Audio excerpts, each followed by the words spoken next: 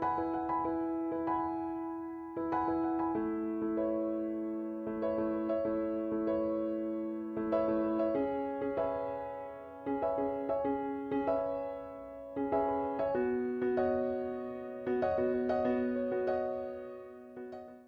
guys, welcome back to my YouTube channel. Today we are going to be...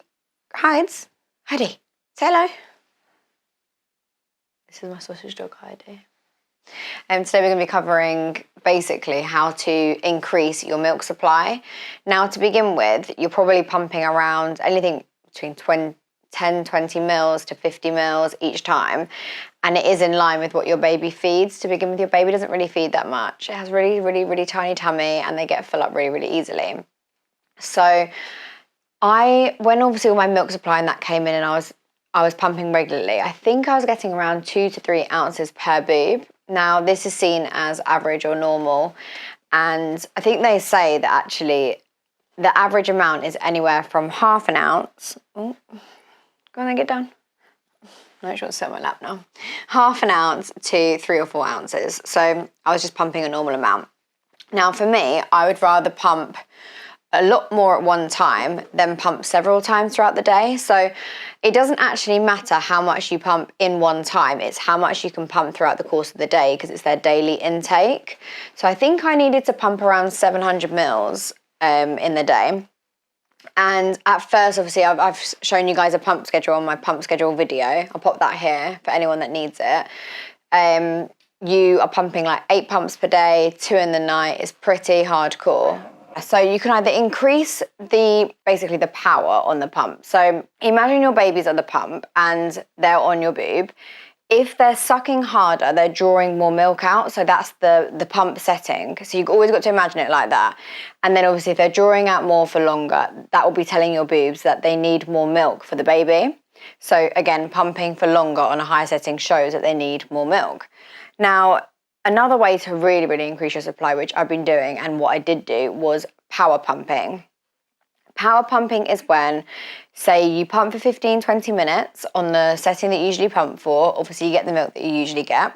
I think, because I pump for half an hour, but how I've been doing the power pumping is I pump for 20, I then rest for 10 minutes, I then pump for 10 minutes again, rest for 10, and then pump for 10 again. So in total, I'll be pumping for 40 minutes. Basically, there you're telling your body that you've pumped for 20 minutes and you're saying, I didn't have enough milk for what my baby needed. I then had to go again. And then you're saying to your body, I still didn't have enough milk, so I've had to go again. So therefore, it's telling your body that you need more milk at that time for your baby. It's demand and supply. So then the next time, it won't be actually for about 3-4 days that you notice the increase in supply, but then you'll start to slowly notice it. It's going to be super important as well that when you do notice the increase, so say you're pumping for 20 minutes, to then keep going to pump for half an hour. Sometimes your boobs might stop and you'll think, oh, it's finished now, they're empty, and you'll want to take the pumps off. But if you leave them on, the nipple stimulation will actually mean that you might then get another letdown again. So they might start pumping out milk. So I think mine... Sometimes I'm pumping for an extra 5 minutes and nothing's coming out, and then all of a sudden milk will start coming out again, and then the other boob will start going, and I'll be thankful that I actually left the pump on, because then I'll get like an extra half an ounce, which obviously is like gold dust. Another way to increase supply is by adding in a pump. So say you're pumping 4 times a day, you can add in an extra pump and then make it 5 times a day, because obviously, as we said, it's about the daily amount that you get for your pumping. But for me personally, I wanted to create the amount of supply to be able to pump less times in a day. I personally don't want to sit there forever pumping in a day. I did that for like the first 3 months and it's a lot of work.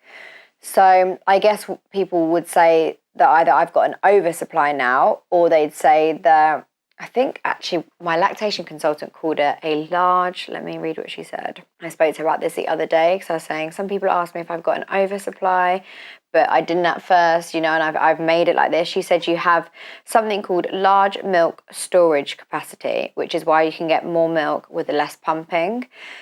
But mine wasn't like that to begin with. I have created that demand for my body, and therefore it's supplying me that. Because eventually, I think in like a month, when he turns 6 months and he starts weaning more, then I want to be able to drop another pump. So I'll be pumping morning, lunchtime and evening, and then obviously I want to be able to drop to morning and evening, and then eventually just the morning.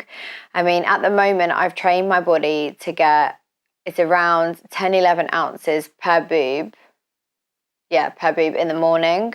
That is quite a lot of milk, but everyone's saying to me, you know, does that not hurt, you know, engorgement? I'm not gonna lie, when I wake up in the morning, they are like rocks, they're massive, but I've trained my body to be used to that, because technically my morning pump is 2 feeds, because obviously I miss out a night pump, so I have to pump double the amount that I would, otherwise my whole day supply will drop. I don't know if that makes sense. So obviously if I'd normally be pumping in the night and I'd get around 5-6 ounces, because I'm missing that out, I have to include that in the pumping that I'm pumping in the morning, which obviously is around 10-11 ounces, or 10 to 12. So I do that in the morning, and then in the middle, I think then it's around 11:30, I've changed my pump from 12 to 11:45, sorry. I'll pump again 5 to 6 ounces each boob. And then at 4:30, I'll do the same, 5 to 6 ounces each boob, which is about half an hour worth of pumping. Sometimes I might have to pump for 20 minutes, rest for 10 minutes, and pump for 10 minutes. But for me, I need to make sure my body knows that I still need that amount of milk. I don't want my supply to be dipping. I did go through a period where I was just pumping for, I think it was about 10-15 minutes, because I was getting so much milk at one time. And then my body started saying, we've got too much milk, so we don't need that much milk, so we can reduce it. So then I started noticing a dip. I think I was getting 4 ounces, so I've had to work again to bring up my ounces of milk. Obviously, when I do drop a pump, I'll have to then make sure that I power pump on my lunchtime and my evening one to make sure that I'm still getting the right daily amount that I need. Obviously, I am making more than what I do need for the daily amount at the moment, but I am creating a freezer stash, because I'm wanting to use the freezer stash for my weaning. So it depends on how much milk you personally want to pump. If you're pumping too much milk and you want to reduce it, obviously without getting blocked ducts and engorgement, etc., then say you're pumping for 15 to 20 minutes and you're getting, so let's just say 5 ounces, but you'd be happy to get 4 ounces, say. What you could do is, if you're pumping for 20 minutes for 3 days, change that 20 minutes to pumping for 18 minutes and keep it there for 3 days. Let your body adjust. This is for each pump you do. Okay, if you want your overall amount throughout the day to be brought down a little bit so you're not as engorged. And then if you still need it to be brought down further, you can reduce it by another couple of minutes, keep it the same for another few days, because obviously with this, like I've explained for the blocked ducts, everything has to be so slowly with the boobs, and you have to make sure your body's getting used to the changes before you make another change. In the beginning, I learned so much, because I was making so many changes, I was forever getting blocked ducts, and I've realised that you've got to really, really treat them carefully and just, go slow with them. They're learning, basically. So obviously with engorgement as well, another thing that can help with that is cold compresses. People say cabbage leaves, but I mean, I'm no expert on this, and some people say that it reduces your milk supply, so I've never really wanted to mess with that. I think I put it on there one time but freaked out, so I took them off.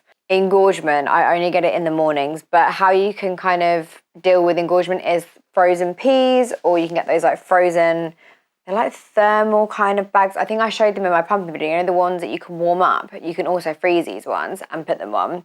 Just relieves them a little bit, because obviously engorgement's horrible. I mean, I do get it in the morning, and by 6:30 I cannot wait to whip them pumps on and just get rid of that milk. But I don't have it any other time, because my body knows that I'm going to be getting rid of that milk then. I'm really consistent with my pumping though, so it'll be at set times every day. I have alarms for it. So I have an alarm for my 6:30 one, which I think is like 10 to 12 ounces per boob. And then I've got my 11:45 a.m, I've got my 4:30 p.m, and I've got my 9:30 p.m. So my body knows that from 9:30 until 6:30 in the morning, I'm not going to be getting rid of any milk. And, my body's just kind of got used to it now. I don't even feel like they used to be really, really big and really like boulders.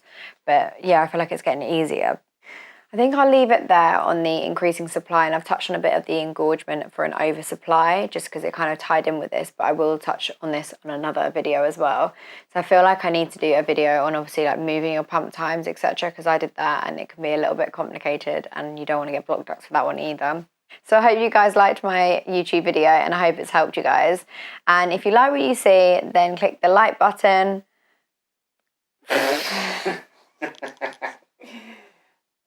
I'm so tired. I literally have been up all night for like however long. Oh. If you like what you see, then click the like button, subscribe to my channel and hit the notification bell. And my Instagram is also here. Give me a follow. And yeah, I'll take care and I'll look forward to seeing you over on my next video.